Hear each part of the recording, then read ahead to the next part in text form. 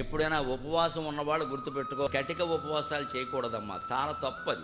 ఏ శాస్త్రము చెప్పలేదు. లోపల జీవుడికి కొంత ఆహారం అందాలి, ఆ జీవుడు కూడా దేవుడే. కటిక ఉపవాసం నువ్వు చేస్తున్నావంటే వాళ్ళు బాధపడడం కాదు, నన్ను కూడా బాధపడుతున్నారని చెప్పాడు కృష్ణుడు భగవద్గీతలో. మాం చైవాంత శరీరస్థం కరిచయంతహా.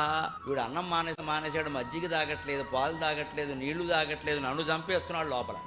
అంత కటిక ఉపవాసాలు చేయకూడదు. ముఖ్యంగా మహిళలకు నమస్కారం పెట్టుకోతున్న పిచ్చి ఆలోచనలు పెట్టుకోకండి. ఉపవాసం ఉంటున్నామంటే అన్నం తినే సమయంలో 2 గ్లాసుల మజ్జిగ తాగాలి.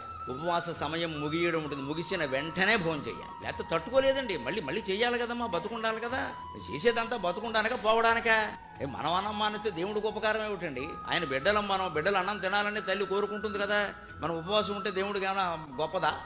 ఎందుకోసం ఉపవాసం అని చెప్పారు అంటే ఉపేవాసం, ఉపవాసం. ఉపే అంటే సమీపే, భగవంతుడికి సమీపంలో మీ మనస్సును పెట్టాలి. మీరు కూర్చోవడం కాదు, ఇక్కడ పీఠం వేసుకుని. ఎప్పుడైనా